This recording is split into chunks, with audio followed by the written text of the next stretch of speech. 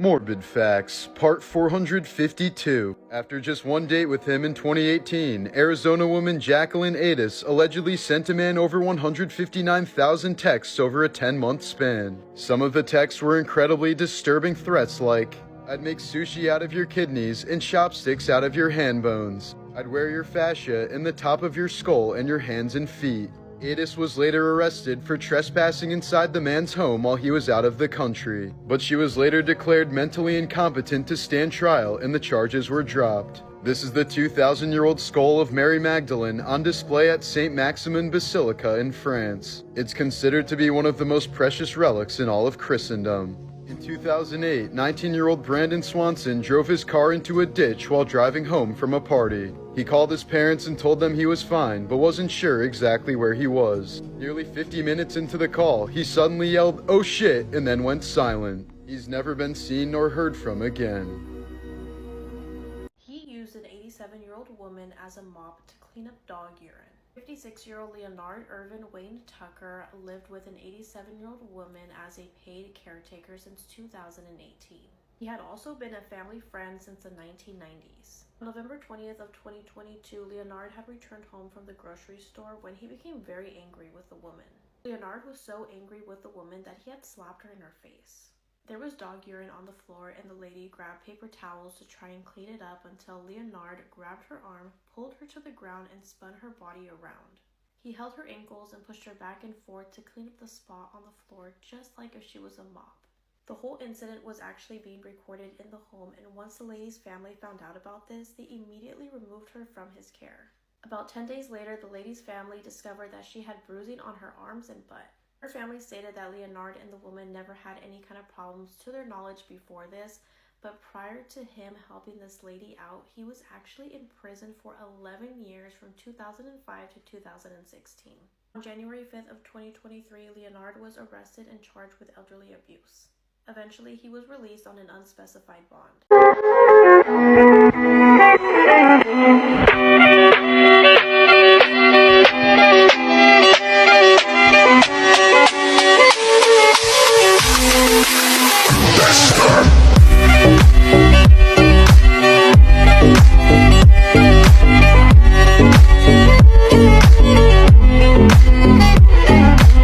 The influencer that was caught stealing $500 worth of stuff from Target and then posting it on TikTok was caught stealing again from the same Target. So the first time she was arrested was in October, and then she went on TikTok and posted a video with a huge caption basically saying that it doesn't define her and that she's going to try to do better. Now, 2 weeks later, she's caught again at the same Target that she stole the first time, but instead of stealing $500 worth of stuff, this time it was only $200. I already spoke about why people are so invested in this story, and it has to do with her using the items that she steals in her videos to gain attention and create content. Now I'm kind of questioning if she's doing this on purpose, because the first time she stole, I went on her TikTok and she had around 320 something thousand followers. Now that I went back on her TikTok, she has 422,000 followers. It's crazy how social media works, because you can do something so stupid like this, but you can still gain attention, a following, and a platform.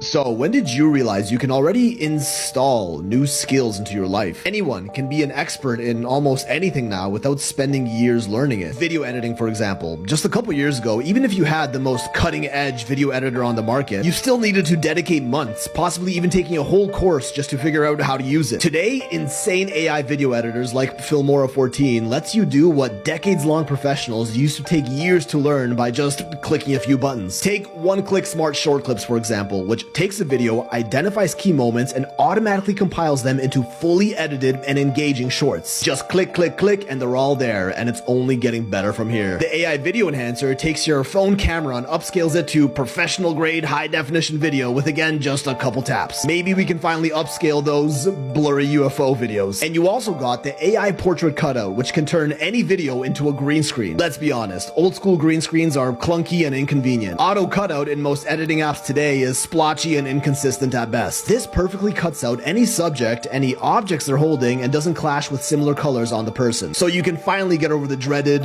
invisible shirt syndrome. Seems obvious today, but I don't think you realize how painstaking cutouts like these were just a few years ago. Anyone could be a video editing expert in just a few days now. It's kind of scary to think about, but also the closest thing we currently have to human brain augmentation. This really is the first step to installing one-click kung fu into our minds, just like Neo. Download Filmora 14's free trial and just try to convince me the future isn't already here.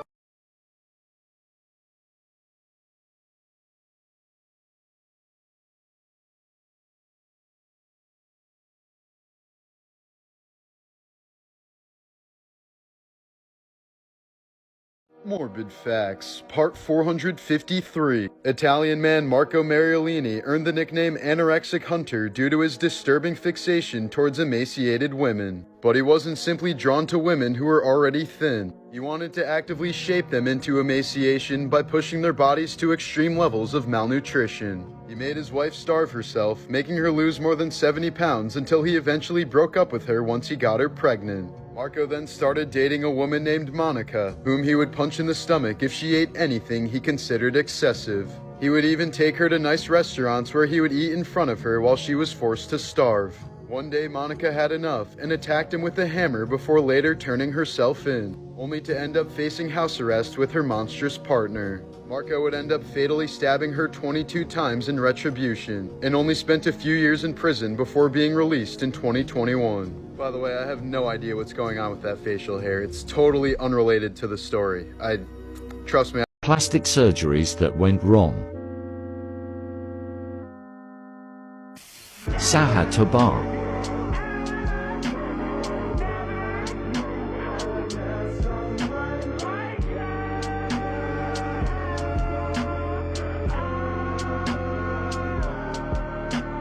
This is the scariest thing that could ever happen to you on the entire planet. Imagine living your entire life only to realise that it was all fake. This is 100% true and could happen to you. Time is relative, and if you're dreaming, it could actually only be 5 minutes in the real world, but it could feel like a whole day in the dream world, right? You've probably had a dream like that. So, a while back, a young boy went to school, and this particular day he was out in the playground and he got into a fight with some of the bullies there. It was quite a hefty fight. He got punched in the face, knocked down to the ground, but just managed to pick himself back up. After that, he decided to leave from the school because it was quite bad, went to a new school and just carried on his life. He ended up being a very successful businessman, owning multiple businesses, having, you know, the dream life. 2 kids, all the dream cars, dream house, going on nice holidays every year, everything you could imagine. Until one day when it all changed. The guy was now in his 50s, so he'd lived his entire life, really, and had everything he ever wanted. And one night, laying on the couch watching TV with his family, he stared over at the light on the other side of the room, and he noticed it just looked strange. It didn't look like it had done before. It was almost blurry. It just didn't make any sense. And he became fixated on this every single day, every single night. He would sit there and stare at this lamp, trying to figure out what was going on with it, because it was almost 2D and it just didn't make any sense. That was when the realization came that the lamp was never there. The lamp wasn't even real. His life flashed before his eyes, and the young boy then woke up on the playground after being beaten up by the bully. He was knocked out from the fight, and his mind had literally created this whole life just in his head in that 5 minutes where he was knocked out, but it felt like an entire life to him. So he woke up and was asking people, where are my kids? Where's my wife? Where's my car? What's going on? Everybody laughed at him, was just like, you're literally a 10-year-old in school. What's going on? But this is genuinely real. This has actually happened to people, especially people who have been in comas. So what's to say we're not dead right now and our minds are just creating this whole life that's not even real? These are the most haunted places in Lebanon. You guys requested this. Starting at number 3, Grand Hotel Qassouf. This hotel was built in the 1930s and damaged by the war. First-timers in this abandoned building get unusual vibes inside. Some people heard whispers of unknown beings, and others claimed not hearing anything at all. But this place stands as one of the biggest abandoned hotels in the country. Number 2, Bhamdoun's Abandoned Synagogue, also known as the Last Temple. This place of worship belonged to the Lebanese Jewish community and was built in the early 20th century. This place is too spooky, even in the daytime. Some people believe that Jewish jinns still lurk around these halls, protecting their place of worship, and no one will dare visit at night. And finally, number 1, Hotel Amriya.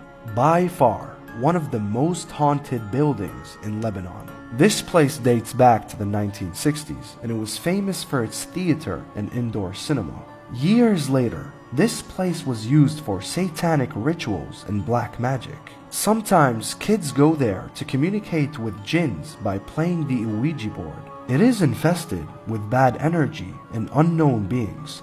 There are people that have seen figures, heard noises, and they have been physically touched inside. It's safe to say that whatever lurks in this building does not want to be disturbed. You tell me, what country should I do next?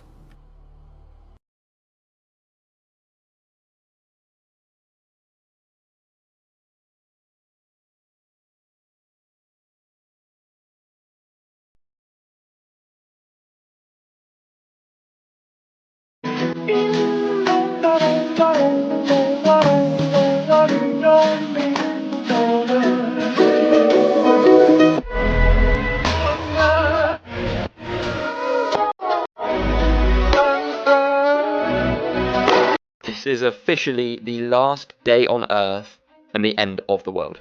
If you're easily scared, please just keep on scrolling right now. Viewer discretion is advised.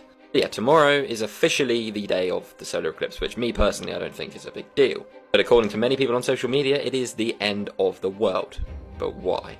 Over the last few days there's been a lot going on. Huge earthquakes all across the US, like way more than usual. That is like nuts. And across the world, in fact. There's now loads of weird stuff going on. There's a huge plague of cicadas and millions of other species which are going to America and going to infest everywhere. So if you live there, guys, have fun. Now tomorrow on the eclipse, CERN will be powering up their particle accelerator, and I mean, should we be concerned?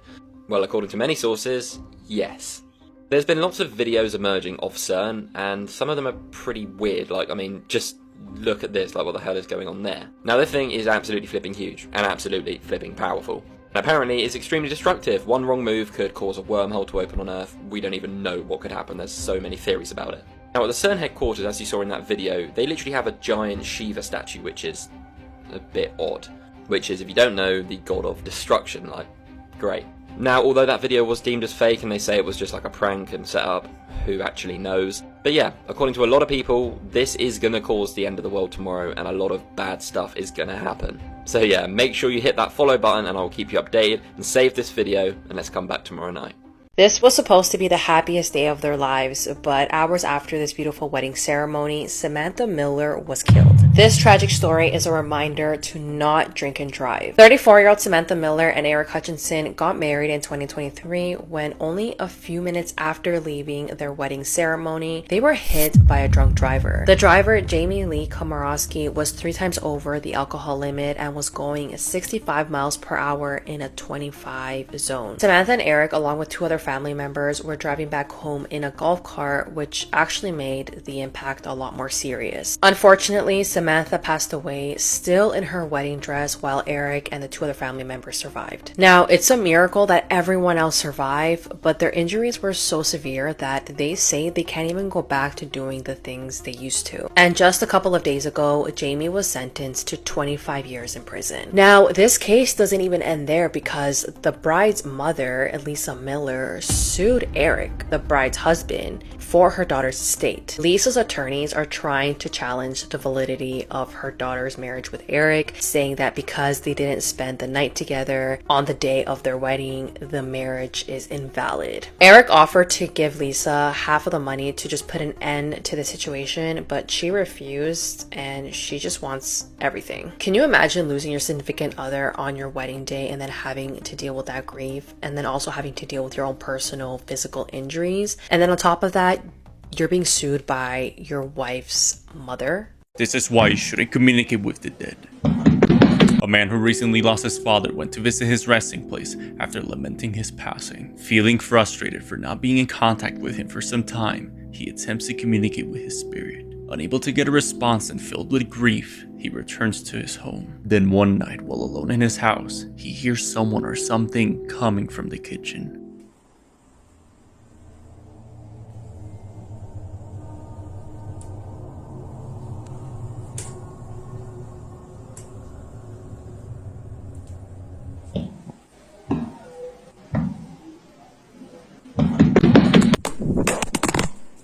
Feeling he may have invited something into his home, he begins to pray, demanding whatever's haunting him to leave his home. But on the next night, whatever that thing is decides to manifest itself in front of him.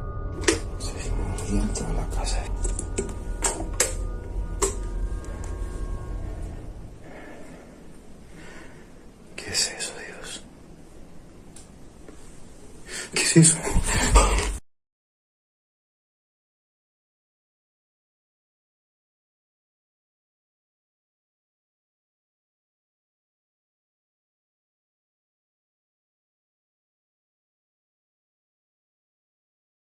After a man went missing in Pennsylvania, what police discovered was traumatizing. David Hittinger was a 37-year-old man living in Pennsylvania. His friend contacted police earlier this month after becoming concerned for his welfare. He was reported missing after having not been seen in an unusual amount of time. It had apparently been his birthday, so it was incredibly strange that he hadn't contacted his friends at all.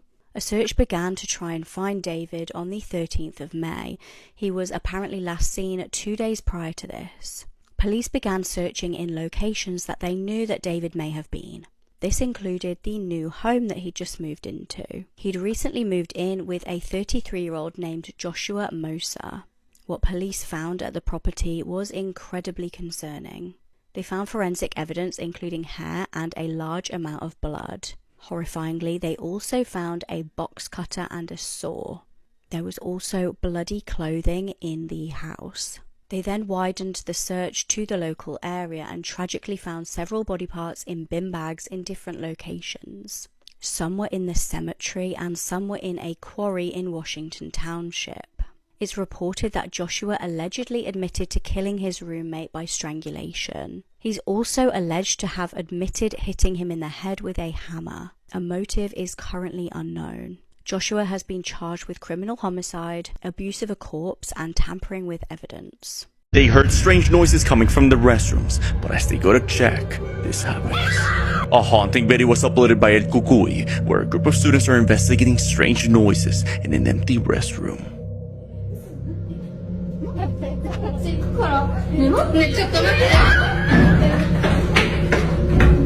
An unknown banging sound can be heard, scaring the girls away, but as one of the girls decides to open the stall to see who's inside, they make a terrifying discovery.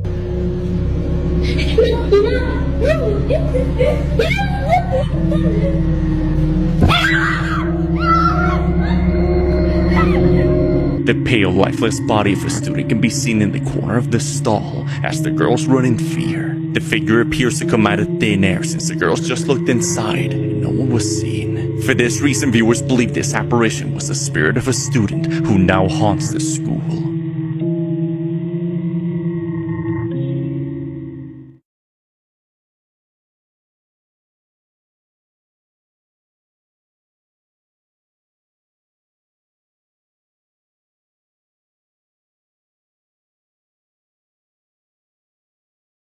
It's tough to say, but this picture could be the only one of the Blackwood Swamp Witch. But to give you some context, on the photo, it was recovered from the phone of Roy Charleston in 2014, the same year that Roy had gone missing near or in Blackwood Swamp. While digging into the research on this, the reason Blackwood Swamp is significant is because people don't usually go into these woods. It's mostly because of these legends about the witch, these mysterious holographic symbols that tend to appear on the trees. You can find decades of records of people warning locals in the area to not go in to the swamp. But up to that point, nobody had really found anything in the woods other than like mysterious temples like this one, until they found Roy. Remains were located 4 days after his disappearance and his throat had been sliced from end to end. The strange part about it is that it wasn't some kind of a weapon that was used to cut his throat. The examiner deemed it some kind of an animal attack, which kind of begs the question, was what he captured last on his phone the person or thing responsible? And if you want more scary stories this season, make sure to go check them out right on the podcast. This Home Alone actor has pleaded guilty to a horrific crime.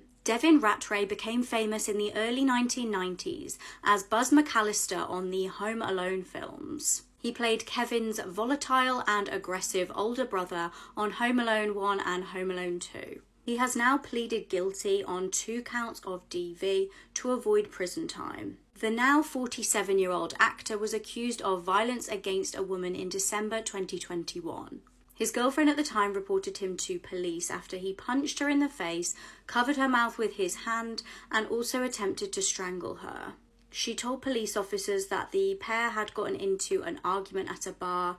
She left to go back to their hotel room, and that is where the assault occurred. The police report says that he allegedly threatened the woman, saying, "This is how you die." He pleaded guilty to 1 count of domestic assault and battery by strangulation, and another count of domestic assault and battery. He has been ordered to do behaviour intervention plan classes and have a substance assessment. It goes without saying that he has also been banned from contacting the victim in this case.